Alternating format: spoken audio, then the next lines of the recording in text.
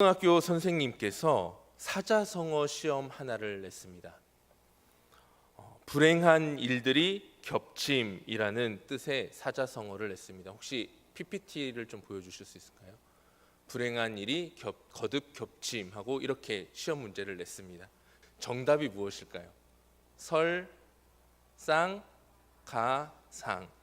눈 위에 또 눈이 내려서 눈이 겹겹이 내려졌다. 그러니까 엎침대 덮쳤다. 더 큰 일들이 계속해서 쌓여지고 있다. 이런 문제를 냈습니다. 그런데 이 초등학교 학생이 여기에다가 아주 기가 막힌 답을, 설상가상이 기억이 안 났나 봐요. 그래서 설, 사, 가, 그다음 또 뭐 설상가상이든지, 뭐 설사가 또이든지, 뭐 아무튼 뭐 산 넘어 산, 뭐 갈수록 태산, 뭐 우리의 삶의 자리 가운데 이러한 일들은 너무나도 많이 벌어지고 일어나고는 합니다. 여러분의 인생은 어떻습니까? 여러분의 인생은 설상가상, 막 점점 막 나쁜 일들이 겹치고 또 겹치는 것처럼 느껴지는 인생입니까? 아니면 때로는 정말 그러한 일들이 극복되어지고 더 나아짐으로 말미암아 더 아름다운 삶이 여러분의 삶의 자리 가운데서 기다리고 펼쳐지는 그러한 삶을 살아가고 있습니까? 누구나 시간이 흐를수록 조금 더 나은 삶을 살아가기를 소망하며 살아갑니다. 그리고 시간이 지날수록 문제가 해결되어지고 시간이 지나면서 고통과 아픔이 잊혀져 가기를 소망하는 삶을 살아가는 것이 모든 사람들의 공통적인 생각일 것입니다. 그런데 막상 우리의 삶을 가만히 그렇게 바라다 보면 막상 또 그렇게 우리의 소망대로 그 인생이 흘러가지 않는 것을 느끼게 됩니다. 오히려 시간이 지나면 지날수록 문제의 크기가 커져만 가고 도저히 해결할 수 없을 것 같은 두려움이 우리의 마음 가운데 깊이 찾아와 우리의 마음을 두렵게 하기도 합니다.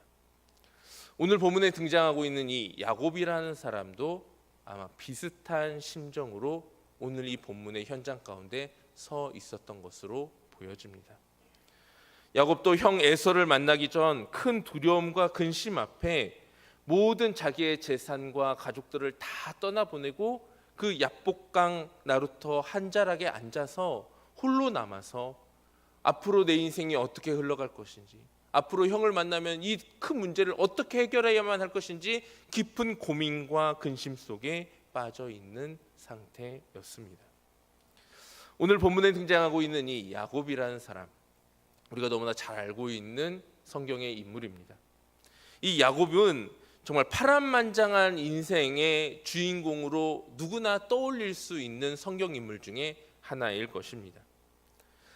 형 에서의 장자권을 뺏기 위해서 팥죽으로 꼬시기도 하고, 또 아버지 그 이삭의 눈을 가려서 정말 털을 이렇게 붙여가지고 어떻게 아버지의 눈을 속여서 장자의 축복을 받기는 했는데 형 에서가 너무나 무서운 겁니다.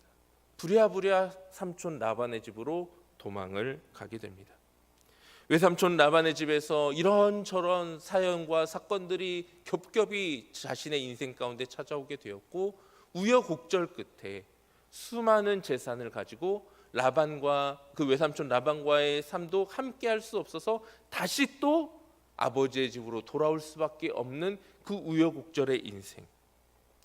그런데 그 아버지의 집에 가까이 가면 갈수록 야곱의 마음에 이제 고향 땅으로 돌아갈 수 있다라는 희망과 소망보다는 눈을 부릅뜨고 불꽃 같은 눈으로 자신을 기다리고 있을 것 같은 그 형 에서의 그 두려운 모습이 그의 마음 가운데 큰 어려움으로 찾아오게 되었습니다.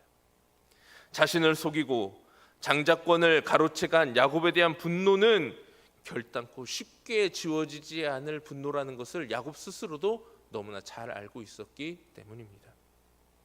많은 재물을 자신 앞에 먼저 내보냈습니다. 이 재물을 받고 형이 조금이나마 마음이 좀 누그러질까, 그리고 처자식들을 앞에 줄줄이 앞세워 보냈습니다. 처자식들을 보면서 혹시라도 무슨 일이 생기면 자기가 도망가려고, 아니면 그 어린 자기의 조카들을 보면서 형의 마음이 조금이나마 누그러들까, 그러나 그 방법에 완전한 확신이 들지는 않았나 봅니다. 이 방법으로 형의 분노를 피해갈 자신이 없는 것입니다. 그런데 그 야복강 나루터에서 모든 가족들을 다 보내고 홀로 남은 그 자리에서 걱정과 근심을 가지고 이 강을 어떻게 건너야 하나, 이 강을 건너서 형 에서의 얼굴은 또 어떻게 봐야 하나, 설상가상 겹겹이 찾아오는 자기의 인생의 괴로움과 고통 앞에서 몸부림치고 있는 그 상황 가운데 갑자기 나타난 한 사람과 시비가 붙어 씨름을 벌이기 시작합니다. 그런데 씨름을 하면 할수록 야곱이 느끼는 하나의 묘한 감정이 있었습니다. 이 상황이 보통 상황은 아니다. 지금 나와 씨름하고 있는 이 사람이 그냥 평범한 사람이 아니구나. 이 사람을 붙잡고 지금 내가 이 끌어안고 있는 문제를 어떻게든지 해결하고 단판 지어야겠다. 결국 씨름의 상대자였던 사람이 야곱의 허벅지 관절을 쳐서 이 허벅지 관절을 부러뜨렸습니다. 그럼에도 불구하고 야곱은 자신에게 축복하지 않으면 가게 하지 않겠다면서 끝까지 그 사람을 붙들어 두었습니다. 그러나 이 싸움의 결과로 야곱은 절름발이가 되었습니다. 즉 쉽게 말해서 장애인이 된 것입니다. 일평생 그는 다리를 절며 자신의 걸음걸음을 걸어 나아가야 했습니다. 야곱은 야복강 한 나루터에서 밤이 새도록 겨룬 한 번의 씨름으로 인하여 평생 다리를 절고 다녀야 하는 고통과 괴로움을 얻게 되었습니다. 아직 형 에서를 만나기 전 야곱은 여전히 두려운 상태였고 거기다 절름발이라는 육체적 장애까지 얻게 된 상태가 되어버리고 말았습니다. 말 그대로 설상가상입니다. 이제 더 이상 아무것도 할 수 없습니다. 이제 더 이상 그 누구도 붙잡고 의지할 수 없습니다. 자기가 그렇게 일평생 동안 부여잡고 쌓으려고 했던 자신의 재물도 이미 야복강을 건너 가버렸습니다. 자기가 그동안 그렇게 이런저런 꾀를 내어서 어떠한 방법들을 쏟아내어서 자기의 인생을 지금까지 버텨왔는데 이제 더 이상 방법이 없는 것입니다. 홀로 남아있던 야곱에게 하나님의 사자가 찾아와 씨름을 하기 시작했습니다. 토부 주석에서는 이 씨름에 대하여 이렇게 주석을 해주고 있습니다.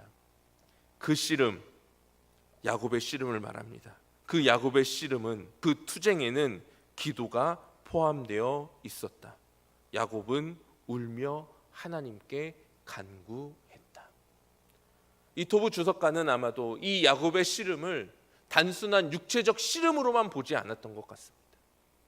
그렇습니다. 이 야곱의 씨름, 야복강 나루터에서 하나님의 사자와 싸웠던 이 야곱의 씨름은 단순한 육체적 다툼, 육체적인 어떤 씨름, 싸움이 아니었습니다.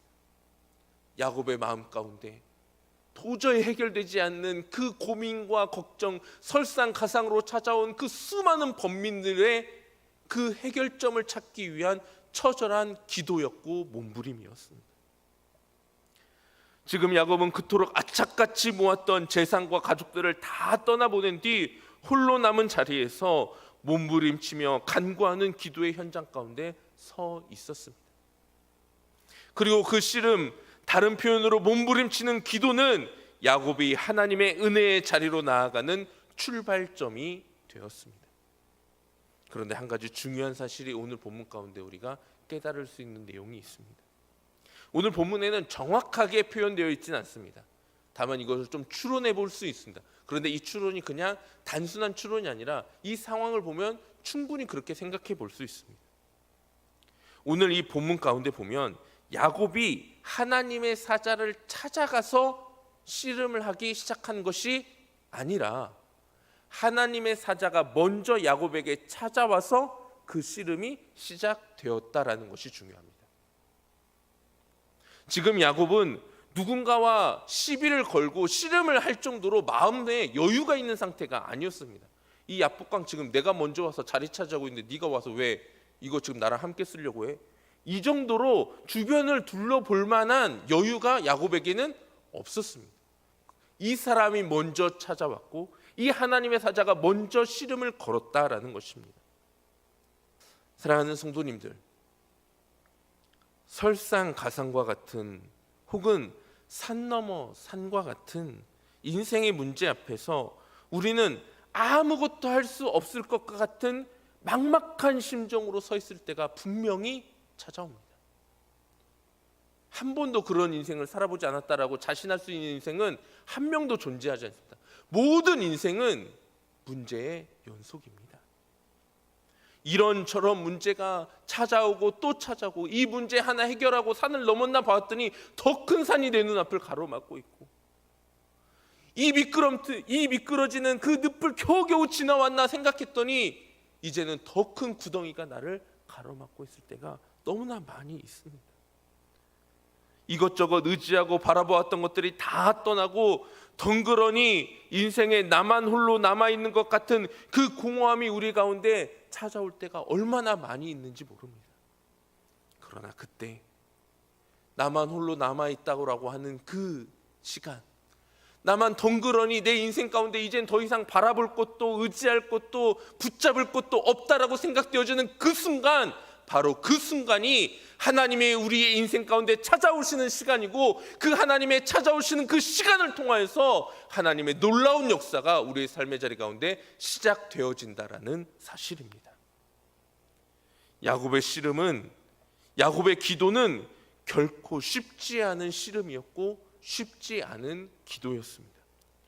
야곱이 얼마나 처절하게 매달려 있는지, 포기하지 않고 매달리는 야곱을 떼어내기 위해 하나님의 사자는 야곱의 허벅지 관절을 쳐서 그의 관절의 힘줄을 끊어내 버렸습니다. 성경에서 허벅지는 생명의 근원을 의미합니다. 그리고 그 허벅지를 쳐서 그 허벅지가 부러졌다, 허벅지가 탈골되었다라는 것은 생명을 건 처절한 회개의 기도가 그 씨름의 현장 가운데 있었다라는 것을 상징합니다. 이 생명의 근원되는 허벅지가 탈골되어 부서졌다. 야곱의 생명이 이제 끝났다. 야곱은 그 정도로 처절하게 지금 하나님 앞에 매달려 기도하고 있었다라는 것입니다. 우리가 잘 알고 있는 것처럼 야곱의 인생은 결코 선하고 온전한 인생은 아니었습니다. 야곱은 하나님의 방법보다는 자신의 꾀와 자신의 방법을 동원하여 성공의 길을 살아가기 위하여 몸부림쳤던 사람이었습니다.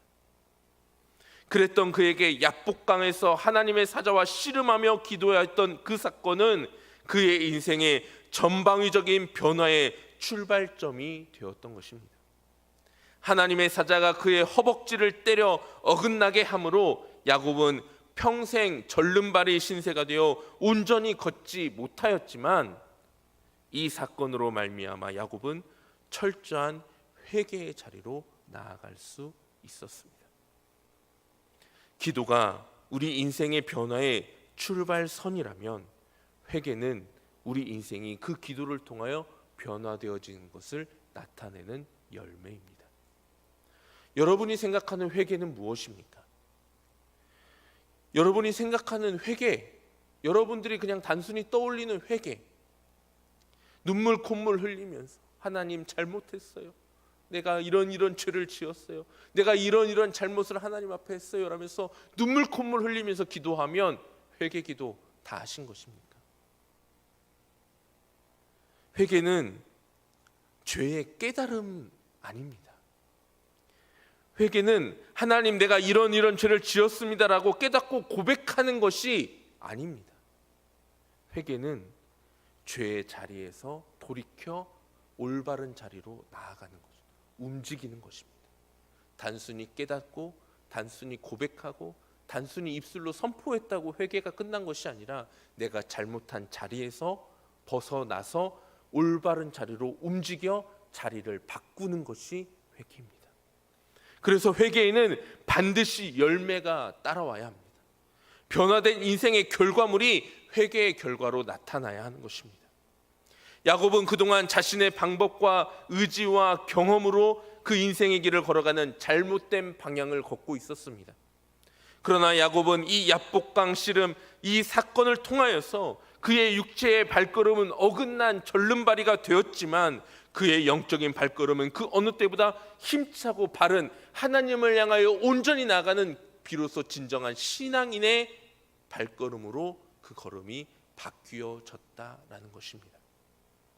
그리고 그 변화는 그의 이름의 변화로 더욱 확실하게 성경 가운데 드러나게 됩니다. 하나님의 사자는 야곱의 이름을 바꾸었습니다. 야곱의 이름의 본래 뜻은 발 뒤꿈치를 잡은 자. 또 다른 해석으로는 사기꾼, 속이는 사람, 다른 사람 발 뒤꿈치를 잡아 넘어뜨려서 그 사람을 힘들게 만드는 사람. 이게 야곱의 본래 이름입니다. 야곱이 그렇게 태어났습니다. 형 에서의 발 뒤꿈치를 잡고 태어났습니다. 그래서 그는 평생 다른 사람 발 뒤꿈치를 잡으면서 다른 사람들의 뒤를 졸졸 쫓아다니면서 내가 쥐지 못했던 형 에서의 인생을 쥐고자 그토록 몸부림치며 살아왔던 것입니다. 그런데 이 야복강에서 하나님은 그의 이름을 바꾸어 주셨습니다. 이스라엘, 하나님과 사람과 대적하여 이긴 자. 이제 다른 사람 뒤꿈치 잡으면서 그 뒤꿈치 어떻게든지 내가 쥐어잡으려고 노력하고 몸부림치는 인생이 아니라 이제 너는 이미 하나님을 이기고 사람을 이긴 인생이 되었다. 그러니 그 인생 자신 있게 살아가라. 두렵고 떨리는 마음으로 홀로 남은 야곱에게 찾아와 기도의 자리로 불러 몸부림치는 회개 자리로 초대하셔서 그의 이름과 더불어 그의 인생의 흐름을 완전하게 바꾸어 주시니 하나님의 놀라운 이야기, 창세기에 기록된 그 짧은 옛날 이야기로 그친다면 이 이야기는 우리에게 아무런 유익이 되지 않습니다. 이건 야곱의 이야기로 그친다면 야곱의 이야기에서 끝나는 것입니다. 하나님은 이 야곱의 이야기를 지금 우리의 삶의 자리 가운데 불러 우리의 삶에도 동일하게 적용시켜 주고 계십니다. 사랑하는 성도님들, 지금 여러분의 영적인 건강 상태는 어떠하다고 생각하십니까? 지금 우리는 육적으로는 특별한 장애 없이 건강한 인생을 살아가는 것처럼 보여질 수 있습니다. 육신적으로는 참 건강해 보입니다. 그런데 내 육신의 건강만큼 내 영혼도 그만큼 건강하다고 자신 있게 말할 수 있을까요? 내 육신은 건강한 육신을 가지고 있는 것처럼 보이지만 우리의 영혼은 혹 당장이라도 쓰러질지 모르는 비척비척 비틀거리며 걸어가고 있는 절름발이의 인생을 걷고 있지는 않습니까? 그런데 이 절름발이의 상태가 하나님께 더 가까이 나아갈 수 있는 기회라면, 이 절름발이의 상태가 하나님을 더 깊이 체험할 수 있는 통로가 될 수만 있다면 절름발이 상태는 저주가 아닌 축복이다라는 것을 우리는 기억해야 합니다. 마태복음 5장 29절에서 30절에 우리 주님은 이렇게 우리에게 말씀하여 주셨습니다. 만일 내 오른 눈이 너로 실족하게 하거든 빼어버리라. 내 백체 중 하나가 없어지고 온몸이 지옥에 던져지지 않는 것이 유익하며, 또한 만일 내 오른손이 너로 실족하게 하거든 찍어내버리라. 내 백체 중 하나가 없어지고 온몸이 지옥에 던져지지 않는 것이 유익하니라. 아멘. 참 무서운 말씀입니다. 내 눈이 실족하게 하면 내 눈을 빼어버리라. 내 손이 너를 실족하게 하면 손을 잘라버리라. 너무나 끔찍한 이야기입니다. 지금 정말 우리 주님이 우리의 눈을 빼고 우리의 손을 찍어내버리라는 목적으로 이 말씀을 하고 계신 것일까요? 정말 하나님이 저 천국에서 눈 없는 사람들, 손 없는 사람들, 발 없는 사람들, 여기저기 하나님 앞에 죄 지었다고 다 잘라낸 사람을 받으려고 주님께서 이런 말씀을 하고 계신 것일까요? 절대 아닙니다.